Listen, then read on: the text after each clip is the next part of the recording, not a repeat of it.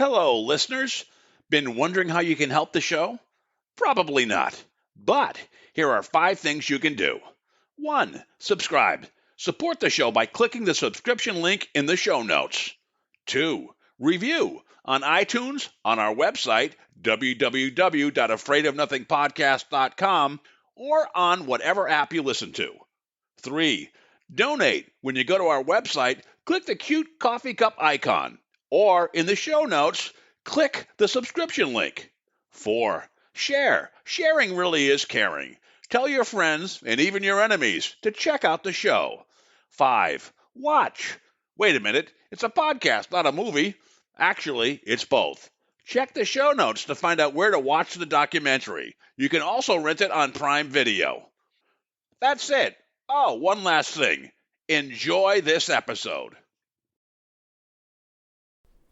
We have a great show tonight. We have Michelle Freed, who's kind of a jack of all trades. She was a radio producer, actually the last radio producer for Art Bell's Midnight in the Desert program. After Art passed, she went away from the station and she created Midnight.fm, a radio station. She also started LITM Media, which is Leave It to Michelle Media.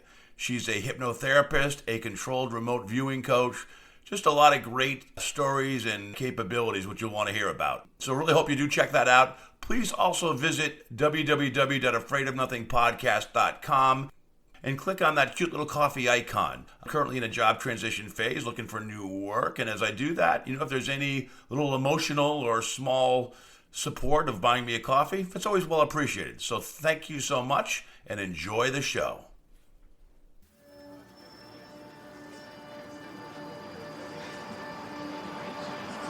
In a world where nothing is known, nothing is certain, reality is not real. Wake up!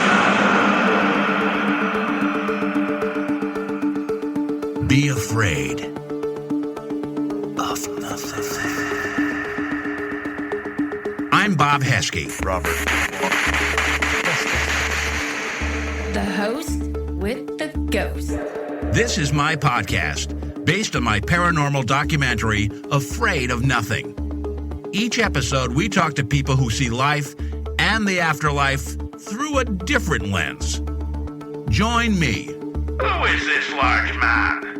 And what's he doing in our bedroom? As we lift the veil and open our minds to see beyond our eyes lie. This is Afraid of Nothing.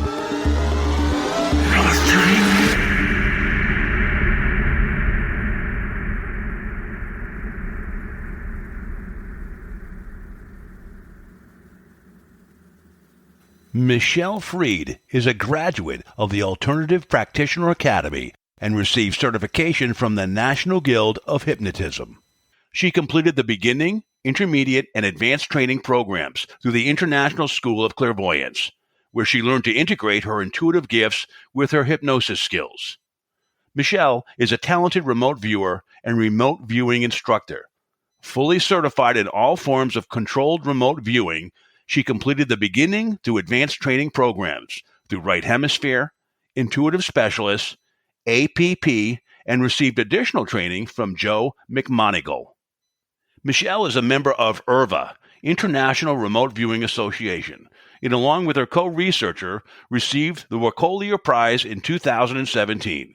She has research related to remote viewing and parapsychology published with the Journal of Psychical Research, the Parapsychology Association, and 8 Martinis magazine. Michelle works on special remote viewing projects with IONS, Institute of Noetic Sciences. Michelle is in the documentary Third Eye Spies and appears on an episode of Ancient Aliens.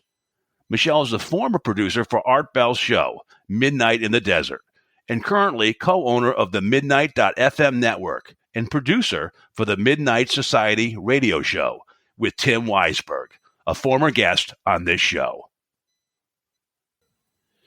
We are here with a great guest. We are here with Michelle Freed. You are kind of a reluctant guest. I met you because I had a couple people that were clients of yours. You're a publicist as one of your many businesses, and you connected with me and gave me some great guests to have on my show, but I was so intrigued with your background, I kind of begged and pleaded to have you on the show, and you finally agreed to do it, which is great. So I love having you here. Oh, well, I'm so glad to be here, even reluctantly. If anybody goes to your website, www.butterflyeffectcenter.com, they will find all the things that you do. 3 of them are you are a hypnotist, a clairvoyant, and a remote viewer. Could you somewhat quickly define what each of those is for our audience, and then tell us how you kind of meld them together? Well, yeah, they are all connected. You're right. So the first one you said was a hypnotist. So I studied and went to hypnosis school and learned that technique. I learned a lot about how our conscious and subconscious work. And I used it for therapy to help people stop biting nails and getting rid of smoking habits and things like that. And one of my funnest things to do is past life regression. So we have a lot of fun doing that. And then I think you mentioned Clairvoyant. So I took some classes in that also reluctantly because my very good friend, her name is Deborah Lynn Katz. I'm not sure if you've had her on the show, but if you haven't yet, you probably will soon. And I've heard of her. She hasn't been on yet, but yeah, I definitely saw her on your website. Yeah. So she and I grew up together, and at this point, she has written 3 books on psychic development and some books on remote viewing.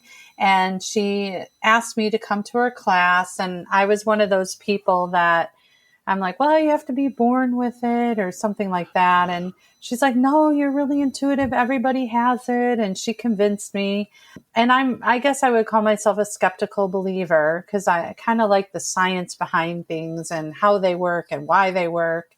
And I got to a point taking her class that I ran out of excuses or justifications for what was going on. And I just gave up and I'm like, all right, fine, there's something going on here.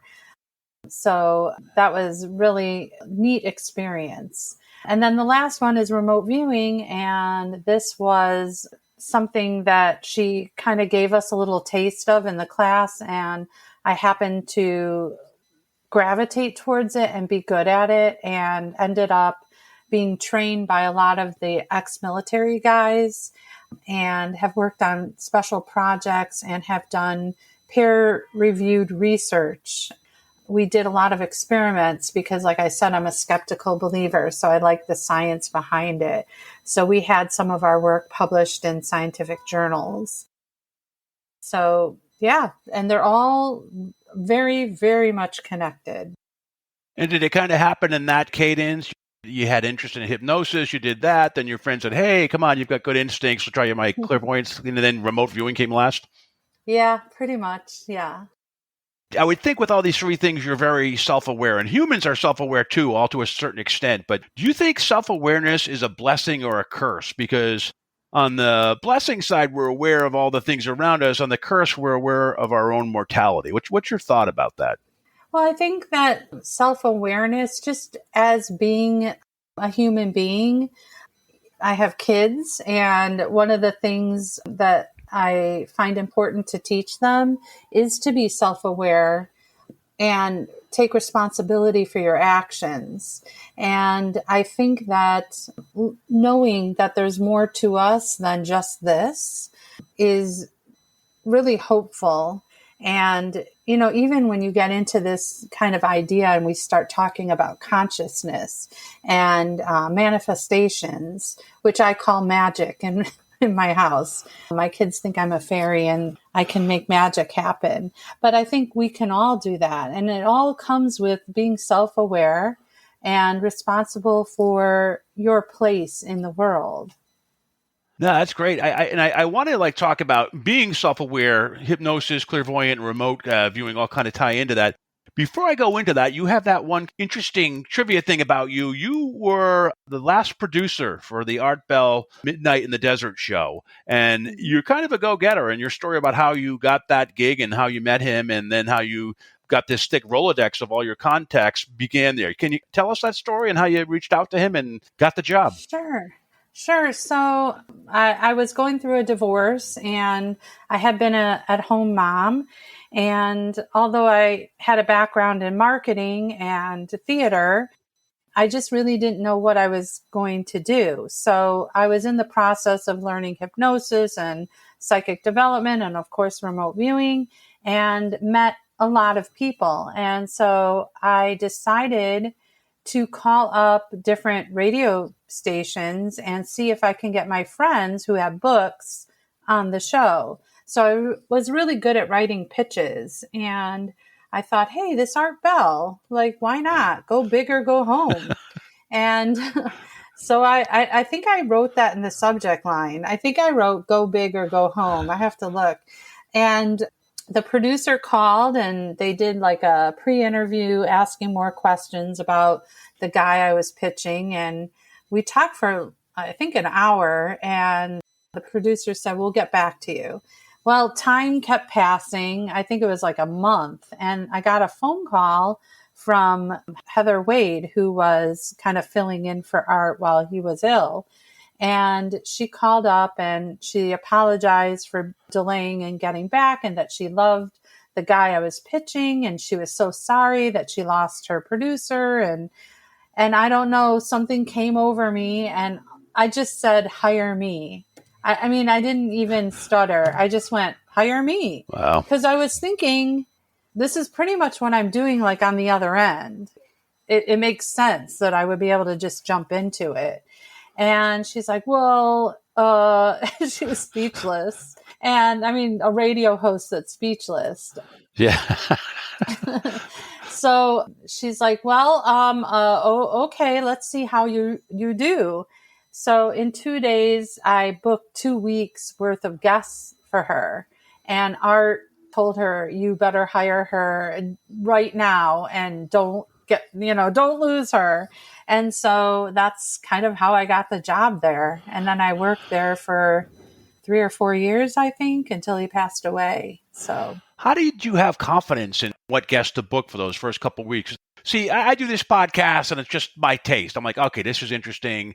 There was someone that had a Facebook post who was a casting director, but she had this really interesting story where she almost died early on, and then she had these spirit beings that came to her that changed her life and redirected her. And I thought, man, that's a great story. And plus, she was also connected to the witches, the Salem witch trials. Like 3 of her relatives were like the most notable witches. It's a really cool story. And so I see things like that where I like, okay, I'll reach out and I'll ask if they want to be on the show. But that's a lot of pressure when you are just starting your first week for Art Bell. How did you know intuitively what would be the best guest to line up? I think that in my experience in musical theater, I had to cast people. Maybe it was intuition. I'm actually thinking about maybe it was at this point that you're asking this question. But I could always see the potential. I can't explain how, but I remember I casted somebody and everybody was just on me like, why did you cast? I don't understand. I don't see it. And I just saw something that other people didn't see.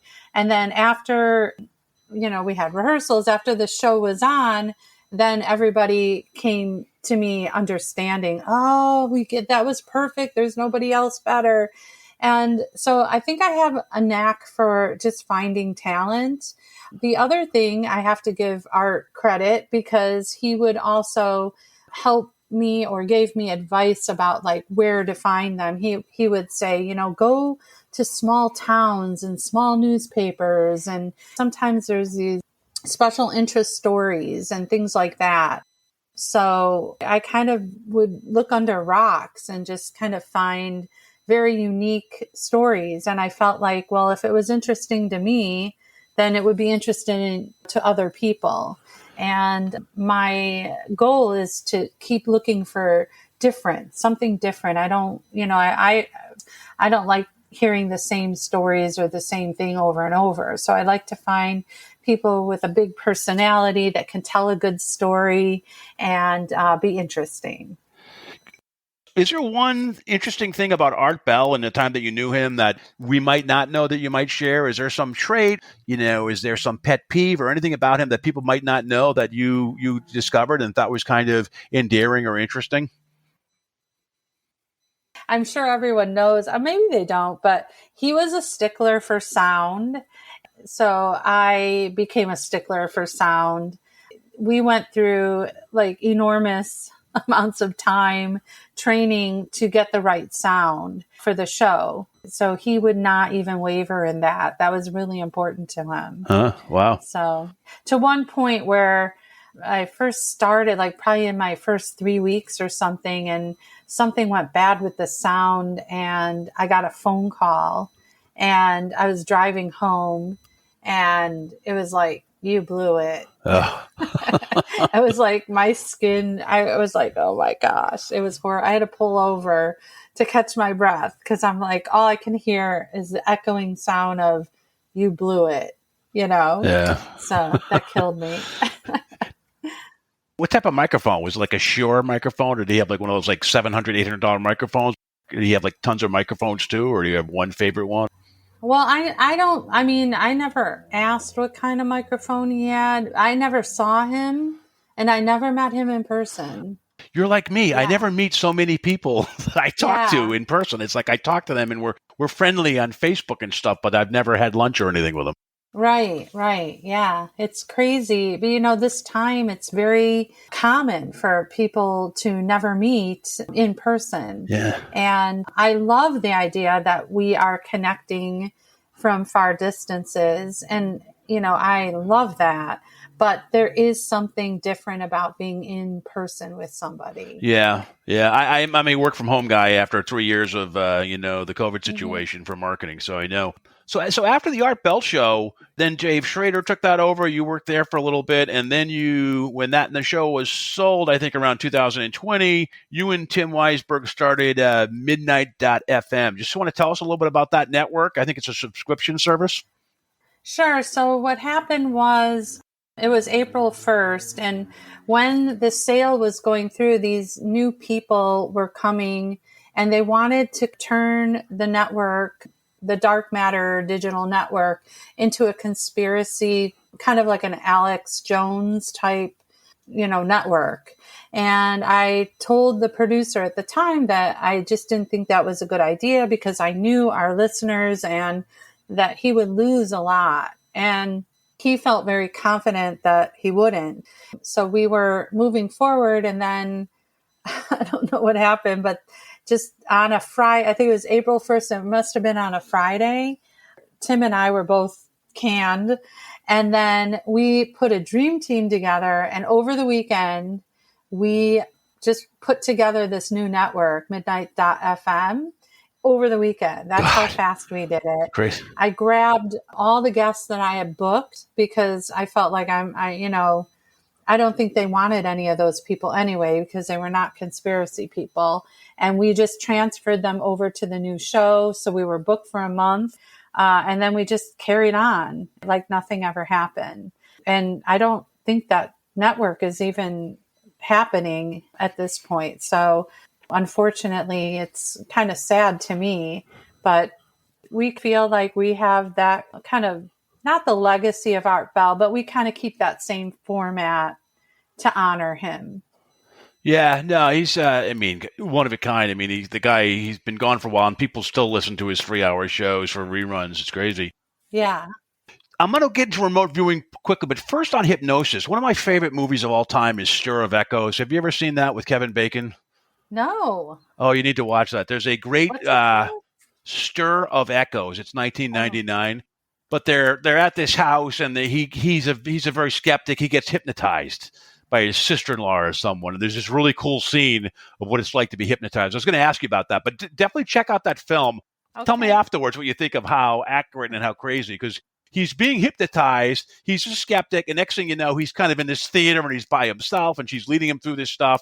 And he's just really going through these things. And it's tied to it's kind of a ghost mystery story. So it's tied to this weird kind of this girl that a ghost and this unexplained death, and it's in Hypnosis is tied to it too. So definitely check that out. I'd love to see what you think. But of all the movies I've seen on Hypnosis, that was the coolest, most well done cinematic version I've ever seen of Hypnosis.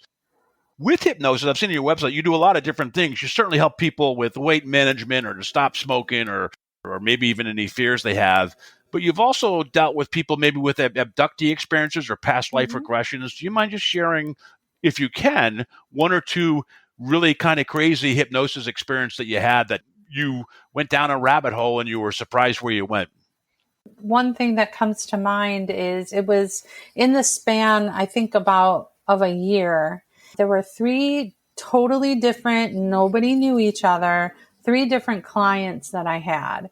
And they were in one was in Canada, one was in Chicago, and one was in California. They were all spread apart. None of them knew each other. And there were 3 separate clients that came to me asking for help because they feel like they were abducted and they want to know what happened. So I started with the first client. We did it through, at the time we used Skype, and they were in California. And so what you're doing is you're moving the past to the present. That's basically what's happening. So you get them into a deep trance and you're having them recall what was the past as if it's happening right now. And so they were describing this place. They felt like it wasn't on Earth. It felt like it was underwater. And that the first thing they would bring up is, well, I guess the point of my story is that all 3 of these people had the same experience. And they were all talking about the colors. They couldn't even describe them. They didn't have vocabulary to describe the colors that they were seeing or the vegetation or the creatures in the water. And they felt like they were breathing the water, like that was normal. And all 3 of them gave me the same description. And I thought that was really weird. Was it at the same time too, or was it like, were they spaced apart by years? No. It was within a year, and there were 3 separate people that asked me. I get asked a lot, like, can you help me with a regression? So it wasn't unusual that people came. It was just the fact that of all the people I dealt with in that year, 3 of them that had abductions all told me very similar stories.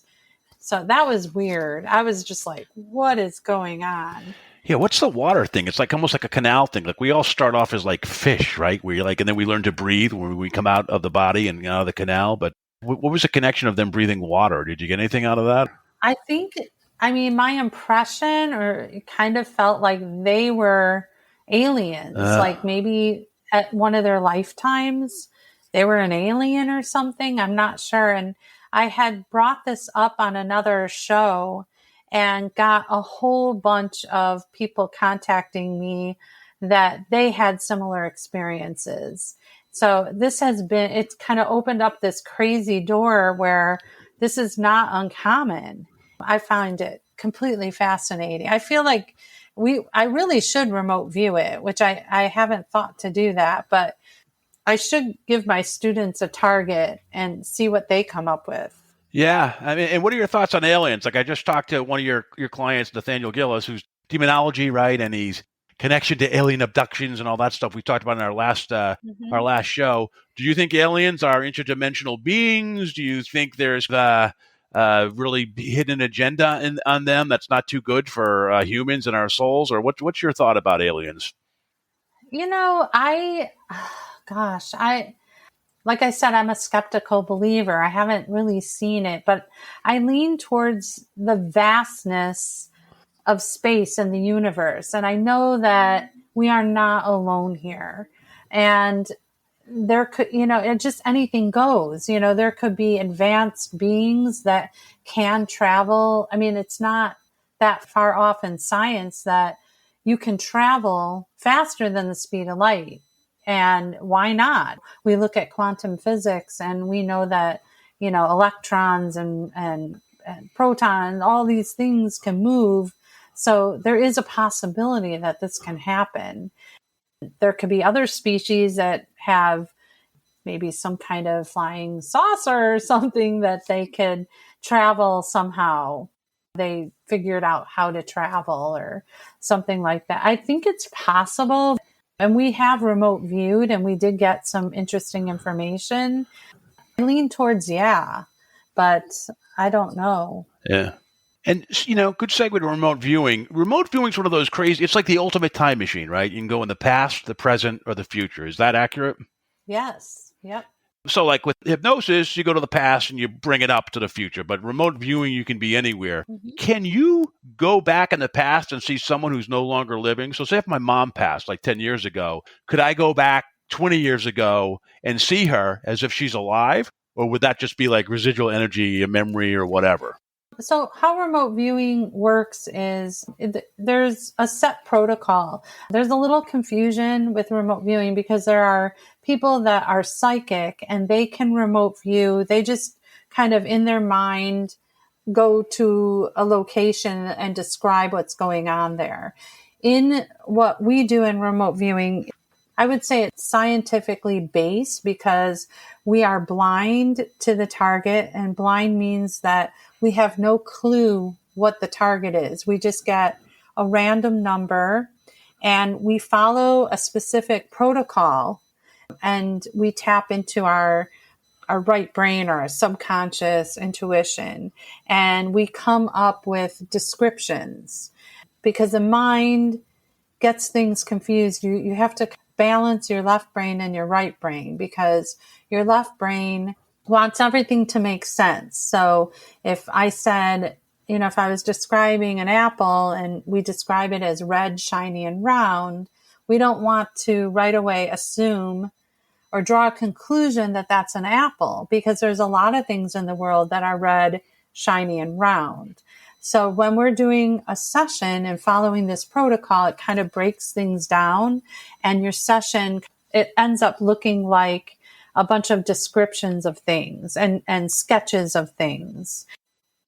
So when the manager, the person that is going to assign you the target, they come up with tasking.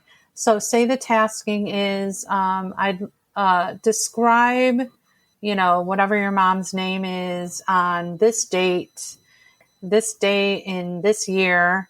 And then you probably, to make it productive, you want to find out something like maybe, I don't know, maybe she lost something on that date or something happened and you want to know more information. So you would put that in the question and then assign a number to it. But the question that you write, the viewers don't get to see that question until they're finished with the session. They just get the target and they just set an intention that they're going to go to the target, whatever the target is. Is remote viewing kind of like a Polaroid where it comes together as a picture after a while? It starts a little blurry and nothing, and then it is amorphous, and then it kind of gets a shape? Or is it not like that? Does the picture become clear? Yeah, a little. Yeah, it's a little like a lot of people, when they start taking my class, they think that they're going to, like, if the target is a cabin in the forest, a picture of a cabin in the forest, they think they're going to see a picture of a cabin in the forest. But that isn't how it works. It comes in very blurry. So you'll get kind of an outline of something, or you'll get a color or a shape. And then as you move through the session and follow this specific protocol, things start to become more focused and more clear, and you get a bigger idea of what it is. And a lot of times when we're looking for missing people, we have the question would be, we're very specific with the question. That is really what sets the tone for the session. So you would say, you first want to know what is the current location of so-and-so. And then you give that a target. And that way, when they do their session, they don't know that question, but they're going to be describing a current location of where this missing person is. And the second question is always describe the current condition. We want to know, are they alive? Are they dead? Are they hurt? Whatever. Then you give that a target number, and then you follow the specific protocol and do that session. And hopefully you get a lot of information. So one target I worked on, all I knew was this is a missing person case, but I had no idea where in the world, who it was. I didn't know anything. And I was getting information that it was a male, but I had a sense in my body that there was no life. And I perceived water nearby. I perceived a rock, blood coming from the head. There was this like dilapidated building and a foresty area. Those are the main things that I was getting from my session. And it turned out what the detectives did, because they knew where this location was, they would take these aspects of your session. They would say, okay, somewhere where there's water, dilapidated building, a forest, and a rock. And they would look at a map and try to triangulate an area. There was several other people working on this case with me, and they ended up finding them. And what my session said, I was a little off. It was a male college student. The dilapidated building was a bar. He got drunk and walked down this dirt path in the forest area, took out a boat. The boat capsized and he died of the boat hitting his head. So I didn't see him in the water. I saw the water nearby. And the rock must have been the boat. So, sometimes you get kind of mixed up information. That's where you can use remote viewing for something that's very productive and helpful. And that's what I love to do. How do you get your targets? Is it an envelope? Do you know what's in the envelope? Is it, so for example, if you just walk us through like a missing person case, you sit down, do they give you an envelope and you're supposed to figure out what the question is, or do they give you some guidance to start? How does that work? No. So nowadays, since we have email, I'll get an email that says, I have a target for you. And it'll just be a number. Oh, okay. It's just a random number. And then I'm like, okay. And then I sit down at a desk, and you can do it anywhere, but I sit down at my desk and I follow the protocol. And you can do it like a little every day. You can do it all at once. It doesn't matter. And then after I'll scan it and then send it back to the person that sent it to me. And then they'll send me what the question was. And sometimes we're even blind to the person hiring us. About a year ago or 2 years ago, actually, do you know who Tom DeLong is? Yeah. He hired us. So they kept it. We were completely blind because they knew if we knew it was Tom DeLong, we would for sure get aliens in our session. Yeah. So we were completely blind. That would be called double blind. Yeah, it seems like there's two types, or at least two types of remote viewing. There's the known, you can quantify it, like the missing persons thing. And then there's like, go to the dark side of the moon. And you don't know unless unless there's like four of you and like Ingo Swann or someone else has the same type of experience. So one example of that is Bigfoot, I would imagine, right? Where you don't know it's Bigfoot. And I'm going to set this up if you don't mind. I had a guest, Lori Lampert-Williams, who I think was an instructor for you a while ago. She was on my show about a little over a year ago, and she talked about she was on Coast to Coast, and she was with, I think, Connie Willis was the host, and she was given 3 to 4 targets prior to the show, and she said one turned out to be Bigfoot. And she said, actually, this is fairly common. A lot of people have seen Bigfoot. And her experience was she talked about kind of an interlocking and very developed consciousness, very smart. It was big. She felt it was female, but she questioned herself because it was so big. And then, I don't know, she mentioned it was very intellectually advanced and love. And she felt it was an interdimensional being. So she almost thought it was a basketball player or something at first. So she was doubting what she was getting. She was doubting herself. And once she realized what it was, she was like, oh my God, is this Bigfoot? It was one of those aha moments. Now you had a similar experience. Was that similar to how it unfolded with you? Yeah. Yeah, I had a monitor that was monitoring me while I was doing this session. And I had a lot of similar things. Like in the type of remote viewing that I teach, we use our mind and body. We engage with the target with our body. And so my monitor said, okay, I want you to, first I said, I'm perceiving a subject and it feels female. He said, okay, stand up and kind of blend with the subject and describe.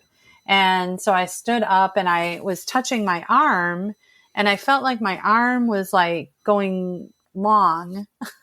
And I'm like, wait, I feel very big, like big boned. And I wanted to change it to male, but something in me said, no, this is a female. And I also did say that I felt like it was like as big as a basketball player, like just, I felt enormous. How did you feel enormous? Did you feel like uncoordinated? I just felt like everything was bigger than me. Like when I touched my arm, it felt like I was touching something bigger than what was actually there. Like I'm doing it now because I'm remembering, but I felt like my hand was wider on my arm and that it went longer than my arm, because I was, blended with it. And I didn't really get into the consciousness of it or anything like that. I was more just describing this subject that I was perceiving. And it turned out that the target was they wanted to know the reality of the Gimlin-Patterson or the Patterson-Gimlin footage. Video, they wanted to know if that was real or not. So what'd you think? Did you think it was? It sounds like you did. Yeah, I think it's real. And I don't think anyone really debunked it yet, did they? No. You know what throws me a little bit about Bigfoot is supposed to be super smart, interdimensional, and all this stuff and elusive. But yet when humans show up, you always get those stories of him throwing rocks, at them. And I'm thinking, wouldn't he have more advanced like tools or like a bow or something? Why would he throw rocks? So it's just... Yeah. Well, the intelligence is kind of it's an opinion of people. I mean, we're still finding different kinds of species of animals and things like that, even in the rainforests and jungles. We're still finding new fish in the water. And so it doesn't surprise me that these areas are vast. And maybe when they say intelligent, they're intelligent relative to what their species is, not more intelligent than a human. And so maybe they know how to hide from us because maybe that's their survival. I don't know, but I think it's possible. Again, I'm a skeptical believer. It's possible. We have to get you to say I believe by the end of this show. I know, right? I what is that? Yeah. I want to believe. I want to believe. Yeah, it's funny. I've had other friends that always say they're skeptics, but yet they go on ghost tour hunts and they see a bunch of stuff and they experience a lot of stuff and they're still skeptics. I'm like, what do you mean you've had all these experiences, for God's sake? Yeah, I had an epiphany. Also, when I was working for Midnight in the Desert, a lot of times they would send us products to test and try. And right around, virtual reality equipment was coming out. And there was a company that was trying to make a TV show or some kind of show where you would have this virtual reality gear on to watch the show, or I don't know what they were pitching, something like that.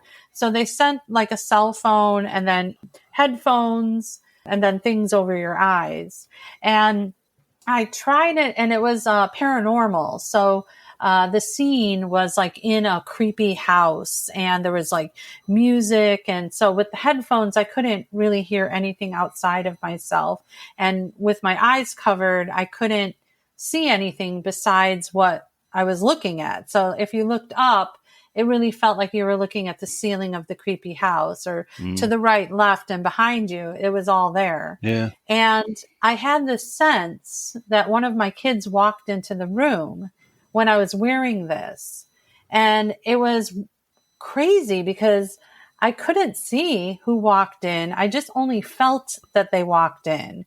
It's like the energy of the room shifted because there was another person, but I couldn't hear them and I couldn't see them. And I went, wait a minute, this must be what we're talking about with the paranormal, with spirits and people that crossed over. It's like, we can't see them because this is our reality. And when I use this virtual reality stuff, it made it clear to me how this works. And it was really really an eye-opener. Yeah, that sounds a little bit like the Estes method. There's something called the Estes method. Have you ever heard of that before? You see these on the paranormal shows. I have a lot of friends that do this. They'll go to like Lizzie Borden, right? And they'll be like in a room. One person who's clairvoyant will have a blinders on and headset so she can't hear anything and can't see anything, like totally numb the senses. Yeah. And in another room, someone will ask questions. And then the camera will be on both of them, but she'll say something. And then the person who has the blindfold and the headsets up will just blurt out things that they're hearing. They're almost like like an EVP machine or whatever you call those devices. They become kind of a monitor for it. They would just shout out. So yeah, there's been some crazy things happen with that. So it's interesting. You should try that. I bet you'd be very good at that. Let's talk about real quickly accuracy. What percentage of your sessions are accurate, and what's considered a good accuracy rate? Well, there is actually people out there that are doing this other kind of remote viewing, and they are keeping track of accuracy. And what they're doing is they're predicting a future outcome using either financials or wagering on sporting events. It's really a fun thing. I don't know if people are spending a ton of money on it, but it's just a fun thing. And some of our experiments include this method. I think it's our last one where we were using our dreams to predict a future outcome. And I was going to ask you about that. I was going to ask you about the connection of dreaming. yeah, I was going to ask you about, because I have my worst dreams are in the morning. I wake up a couple times in the night and I'll have probably between 4 or 5 to 8 o'clock in the morning. I'll have dreams and I'll wake up and go, God, what a bunch of horrible people I was with in this dream. But it was like the worst part of the night. And it doesn't happen every night, but it happens a fair amount where I'll be with like a lot of people that are like not very cool. And it's like, God, it's horrible. And I think I've heard you on podcasts, correct me if I'm wrong, where you do use remote viewing. If someone has like a very lucid dream or a certain dream, you can use remote viewing to go validate that or quantify it. Is that true? You could, yeah, definitely. A lot of times we tell people to, set an intention before they go to sleep. And that's kind of what we did in this experiment. So we set an intention that we're going to dream about a photo that our manager picked out for us.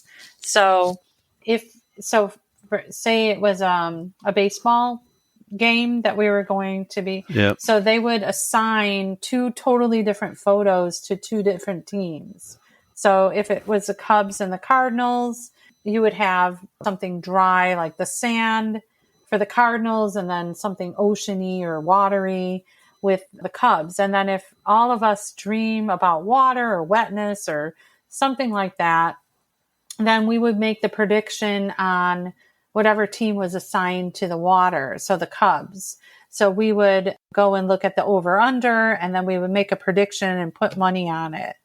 And then the game's played, and then they send us the photo of the winning target.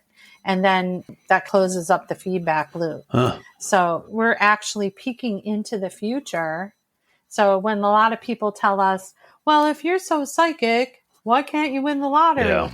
Well, people are winning the lottery and people are winning money by doing this. It's just not 100% accurate. So in our project that we did 50 trials, and I believe our hit rate was 62%. Huh. So we were 62% accurate. Wow, that's good. I thought the 60% where I'd heard was good. That's where you want to kind of ascribe to be, like 60, 65. Well, anything over 50, right? Yeah, and you're beating the odds. And, in your website, www.butterflyeffectcenter.com. one of the things they can do is they can ask for a remote viewing session. How do businesses and how do people, when they come to you for remote reviewing, what are some of the smartest applications you think for remote viewing that people can come to you for? So I like to be productive about it. So I like when people call like they're missing something, like some jewelry that got lost or a missing person, a missing pet, things like that. They'll call. We have worked on projects where CEOs or people in corporate or whatever companies that want us to predict stocks, or so should they buy this stock or that stock. And the other thing that actually we had a case where it was a manufacturing company that had a problem with one of their products. And our job was to kind of figure out how to solve the problem. So think about that. We don't even know what the problem is. We don't even know it's a manufacturing company. We know nothing but a target number. And then we just do our session and we come up with an answer that helps them figure out the problem. Do they ever say, like, should we open an office in Hong Kong, or is it going to be taken over by China, or anything? They ever ask anything about that, like in terms of expanding their business globally, and what's a bad place to go to versus a good place? Yeah, that's a good question. I haven't specifically been asked that, but yeah, that's what we would do. A lot of people will call and say, I was offered a job out of state. Should I take it? And so we can remote view that. And you remote view elections too, don't you? Yes, we did that too. Were you right about 2016? Yeah, no, we were wrong. That was kind of weird that we were. That was a weird one, yeah. It was very unpredictable. The last couple have been pretty tough, so yeah. Yeah. But yeah, okay, there's a lot of great things that they could go check on your website. Now, you mentioned like the questions are really important. Like it seems like it's very important to have the right target assigned. Otherwise, you don't send them off if you don't know what you're looking for, that kind of loses the value of remote viewing. But I also understand that sometimes there's a monitor. So sometimes you do remote viewing alone, and sometimes you have a monitor. When do you think you need to have a monitor with you versus when you can do it alone? I think a monitor is a preference. I don't really like having a monitor, but some people do like it. So it's really down to a preference. Yeah, it's funny because Lori Lampert-Williams, her husband, is like one of the best monitors, right? And she, especially when she goes to Mars or whatever, like she really, like he brings her back and she finds really a lot of value in that for her. Anyways, that's interesting. Yeah, definitely. And, you have on your website, you have some courses coming up. So you have 6-week courses. So there's a bunch of things you can do. You can get hypnosis. You can get remote viewing. You could do classes. You do 6-week courses in remote viewing. You have one coming up, if I can get this up in time, on June 12th. But just talk about some of the things that are on if people go to your website where you might direct them that they should look at. Yeah, so the website is pretty easy to go through. You can see our articles and publications on the remote viewing page. And then anything you want to know about hypnosis, if you want to do kind of past life regression, those are a lot of fun. Yeah, it's pretty, the tabs are at the top and you just pick what you're interested in. And there's a contact form so you can reach out to me. I'd love to hear from everyone. And beyond like services, if someone has some crazy story, because people reach out to me sometimes, they should go to your website if just as a query, if there's something where you might contact you about a potential guest thing, if there's something very unique about them that might be worth hearing. Absolutely. Yeah, I'm always looking for clients that have unique stories to tell. Yeah, you've got a great list of clients, because I know offline we've talked and there's a bunch you've connected me with. And I'm like you. I like people that haven't, it's the same old book tour, the same old sometimes I have some famous para-celebrities, but I also like to have people that are a little under the radar, flying a little bit low, but are so kind of unique and fresh. And then I think that's what's great about what you have and your roster of clients. With all this stuff that's evolved, from hypnosis to clairvoyance to remote viewing, how has that changed your belief system in terms of our purpose here, life, and the afterlife? What's your thought on that? I don't know. Gosh, that's a hard question. You're still a skeptic, right? Yeah, there's an element. I think that I just don't want to jump on and buy everything. I think, having a healthy skepticism is really important, and because you can get sucked into a lot of rabbit holes. So yeah. I lean towards anything that is surrounded by some kind of science, something that's plausible. And I want to believe. So that's a good statement, because I think we're more than what we think we are. And that's why I'm so passionate about remote viewing, because I think that doing remote viewing and learning it is really learning more about yourself and your potential. And it is a way that you can do a lot more than you think you can do. It's all about belief. If you believe it, you can do it.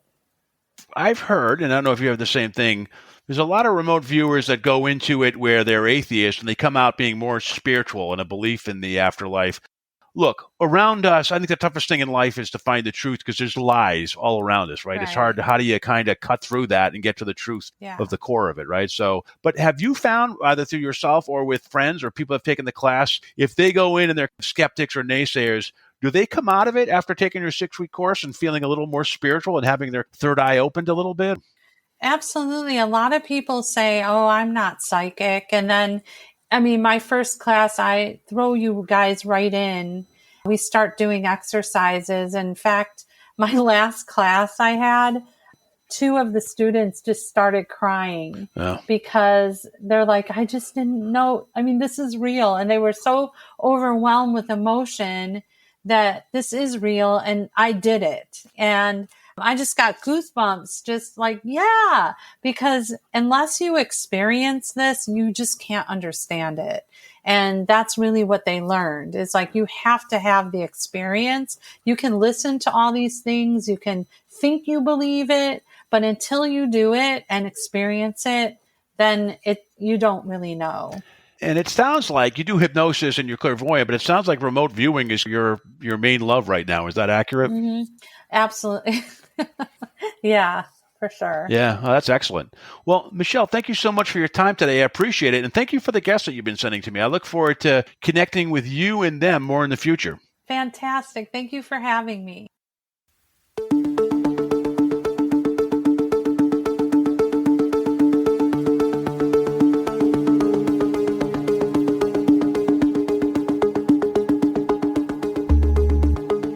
You've been listening to the Afraid of Nothing podcast. Please subscribe and like us on Facebook.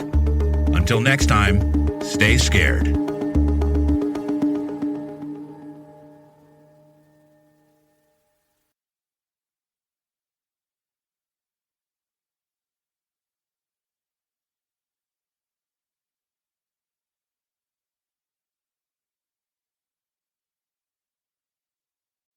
Hey, you're still here? Great. Then why not listen to another episode? Visit afraidofnothingpodcast.com to peruse all the shows. That's afraidofnothingpodcast.com. And while you're there, click the coffee cup icon to buy me a coffee and leave a review. I'll give you a shout out in an upcoming episode. And the world will know how swell you are.